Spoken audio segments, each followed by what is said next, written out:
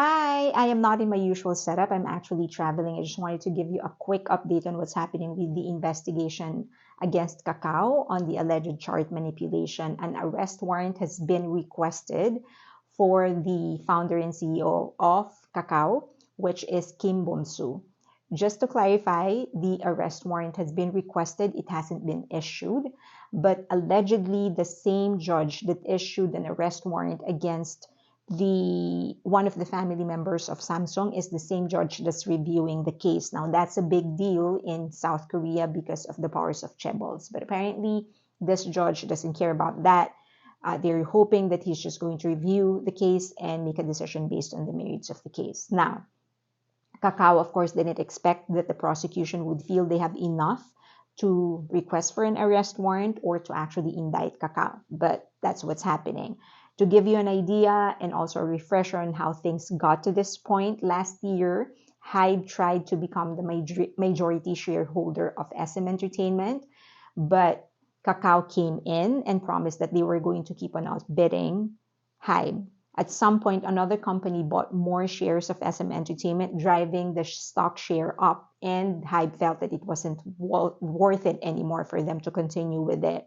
But we thought it was the end of the story. No. Last February, Hybe filed a complaint against Kakao for alleged chart manipulation. So Kakao got investigated.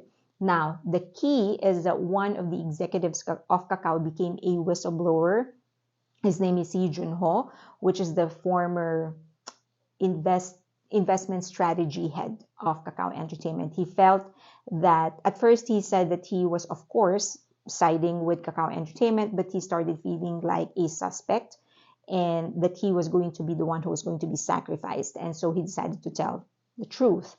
Now, what happened is that according to his story, Kakao called one of their partners, a private equity firm, which is One Asia Partners, and asked them to buy more shares of SM Entertainment so that the price would go up, which they did. In exchange, they were promised the merchandise business of Kakao and SM Entertainment, and Kakao also promised that they were going to buy the shares for profit, of course.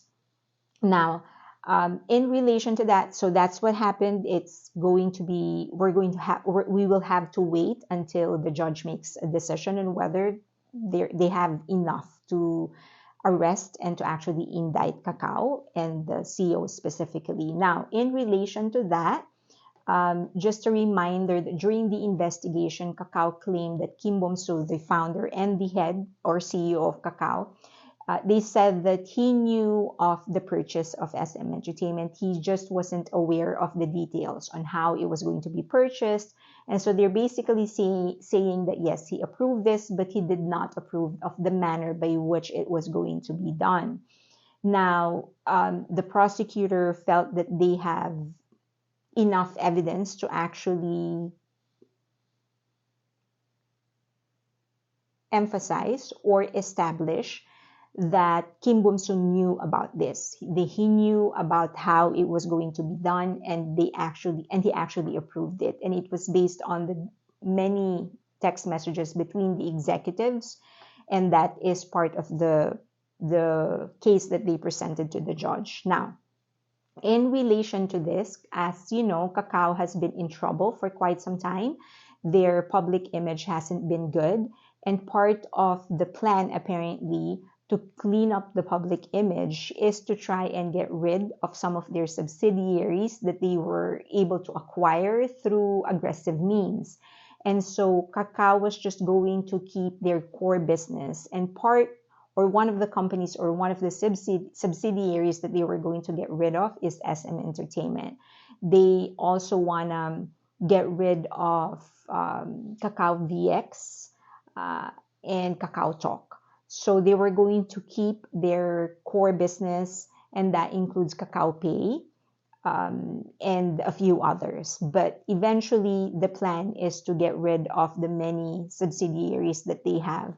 Now, apparently, this has been in play since the beginning of the year, and the newer companies that they acquired, including SM Entertainment, they plan to start the process of getting rid of those companies once the case is settled. So far, it's just few of the companies that's getting sold to other companies.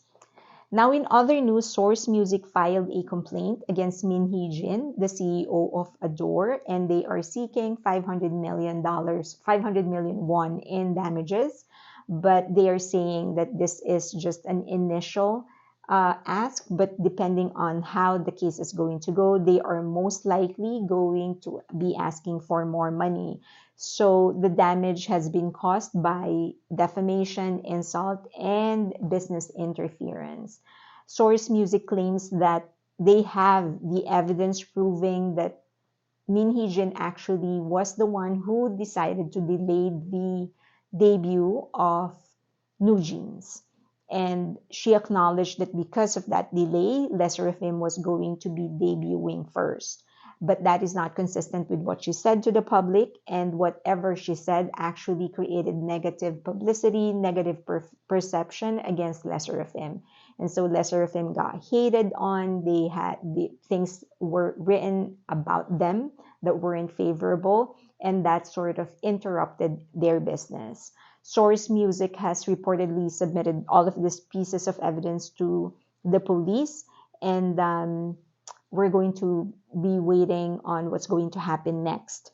Now, but it is at the very least good to hear that Source Music is standing up for their artist. Now, this is interesting because, as you know, Grammy Museum is actually going to hold an exhibit on the growth of K-pop, and they're going to focus specifically on HYBE. Now, in the lineup, HYBE artists. Now, in the lineup, New Jeans was not actually included. Bang Shiuk and HYBE explained that it was the decision of the label on whether or not they're going to include their artist. Now, after the media wrote about it, Grammy actually approached Min Heejin again and offered her a prime spot on the exhibit. So they said that it was going to be the first thing that you're going to be seeing as soon as you walk in to the exhibit. But Min Hee-jin felt that it wasn't prime enough of a spot and that it was too small and she wanted something bigger, and so that's why she declined, and so they're not going to participate. Now, all the sources of the things that I've said, you can find them in the description box. But it is an interesting thing, and I certainly will be watching and I'll keep you updated. I think this is one great corporate drama, but it's also a good study on how business is done. We very, very rarely hear of how inside manipulation actually happens, right? Because especially in the US, things like this happen so often. We don't think it's a big deal. It's like, that's what people do for money. So we don't really pay attention to that. But here, in cases like this, it actually gives you a better idea on the details on how people actually manipulate money, manipulate the market, manipulate other people, how they actually make deals so that they can get what they want, promising the other party some other favors. Essentially, it's big boys with a lot of money trying to manipulate everything so that they can have more money and more power. So it's an interesting study, not just on the legal side of things, not just on the business side of things, but also on the psychology of these people. Why would they even do things like this when they're already on top, when they already have everything? So I'll keep you updated on what's happening. But in the meantime, I am traveling. If you want to know more about where I am, I'm actually updating my subscribers on Patreon pretty regularly, and they get it fast. So if you want to know where I've been, some interesting places, please follow me on Patreon. Also follow me on X and on Twitter, and also on Instagram. Thank you so much. Let's watch this. I'll keep you updated. Thank you. If you ended up liking this video, please give it a like, subscribe, and hit that notification button. And share the video if you can. Thank you.